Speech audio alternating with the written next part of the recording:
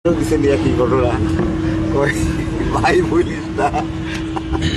তো এই হলো এরকম ভাবে যারা আমরা তো ফ্যাসিবাদের চোখে সন্ত্রাসী ছিলাম তখন।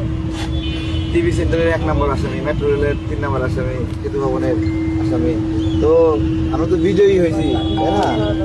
বিজয়ী না তো এটা দেশ মুক্ত হয়েছে না। এই দেশ মুক্ত করতে গিয়ে আমাদেরকে সাহসী হইতে হয়েছে, আগ্রাসী হইতে হয়েছে। শত্রুর সামনে আপনি কি নমনীয় আচরণ করবেন? যারা আপনাকে মারতে চায়, যারা ভোটাধিকার কেড়ে নিতে চায়, গণতন্ত্র কেড়ে নিতে চায়, ওই রকম ভয়ঙ্কর আচরণ আমরা করছি। এই জন্য আমাদেরকে ট্যাগিং করে, ঠিক আছে?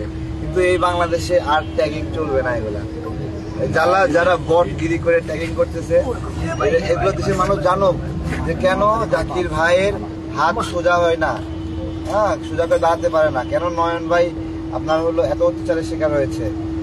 আপনার একটা ঘটনা আছে, মারতে যখন পাইলো না আপনারে, একদমই পাইলো না, ঘুরে ঘুরে পাইলো না, বিভিন্ন জায়গায় নিয়ে গেছে। এরপরে আমি আমাদের মারে যে গুলি না, আমাকে যে মারে, আমি মায়ের চলে বলতেছি নয়ন নামে একটা আছে, কই আছে? আমার বাড়ির পাশে একটা নয়ন আছে, এরও আবার একটু দাঁড়িয়ে আছে, ঠিক আছে? আমরা তো দাঁড়িয়ে ছিল ভাবলি, ঠিক আছে, কাছাকাছি চেহারা। তা কি করছে, হেরে নিয়ে হেরে উঠায় নিয়ে আসছে। নয়ন আমারে বলতেছে, ওই নয়ন আমারে বলছে ভাই আপনি আমার ধরাই দিলেন। তো আমি বলতেছি যে এটা যুদ্ধের রীতি, যাকে ধরলে যুদ্ধের ক্ষতি হবে তাকে বাঁচায় অন্য কাউকে ধরানো যায়। আমি তখন গুলিবিদ্ধ আমি তো আমাদের গণঅভ্যুত্থানে অনেক মজার মজার ঘটনা শোনেন। প্রেস ক্লাবে যখন শেখ হাসিনা প্রেস ক্লাবে গেল, যখন সব বাহিনীরে ডেকে নিয়ে বললো যে এনি হাও নয়নকে চাই, এনি হাও চাই, তখন আমি চিন্তা করলাম যে এই দেশের এই যে সংস্থা আছে সব কটার আমি বোয়া বানাই দিয়ে ইনশাল্লাহ আন্দোলন সফল করবো। এবং তাই করছি। 28 অক্টোবর থেকে 7 জানুয়ারি পর্যন্ত আমি যা যা প্রয়োজন সবই করছি। এবং জুলাই আগস্টের আন্দোলনে একদম 14 তারিখ থেকে 5 তারিখ পর্যন্ত যা যা প্রয়োজন তাই তাই করছি। আমার কাছে মনে হয়েছে যে এদেরকে আমার প্রতিহত করতে হবে, এবং এদের চাইতে আমার বেশি না। এই দেশের সুশীল সমাজরা কিন্তু অনুমান করতে পারে না শেখ হাসিনার পতন হবে। বুদ্ধিজীবীরা কিন্তু বিশ্বাস করেনি শেখ হাসিনার পতন হবে, এবং বড় বড় রাজনীতিবিদরাও বুঝতে পারেনি শেখ হাসিনার পতন হবে।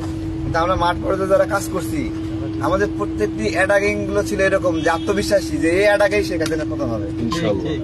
যখন লাঠি নিয়ে আমরা বলতেছি যে এটা গেছে, এটা মেয়াদ নাই আর, হ্যাঁ, তখন কিন্তু ধরে নিছি এটা মেয়াদ নাই। তখনও কিন্তু বুদ্ধিজীবীরা কিন্তু বিশ্বাস করে নাই। যে ছেলেবেলাগুলো আমাকে বলে যে তুমি কি পাগল হয়ে গেছো, কি সব বলো উল্টা পাল্টা। আমি বলছি পাগল পাগল, আমার মাথায় অন্য নেশা চাপছে, ঠিক আছে? না, আমার এই তো কত বুদ্ধিজীবী ফোন করে করে দেশের বাইরে চলে যাওয়ার পরামর্শ দিচ্ছে। আমি বলছি যে মরণ হলে দেশের মাটিতে হবে, এবং এদেশের মাটিতে শেখ হাসিনার বিদায়ের পরে ইনশাল্লাহ। যাই হোক, মিডিয়ার ভাইরা একটু ভালো থাকেন আপনারা। আমরা জাস্ট তারেক ভাইয়ের সাথে কথাবার্তা বলে চলে যাই। ভালো থাকবেন ভাই, দোয়া করবেন। Thank you so much, thank you. Microphone থাকলে সমস্যা হয়, দূর থেকে রেকর্ডিং।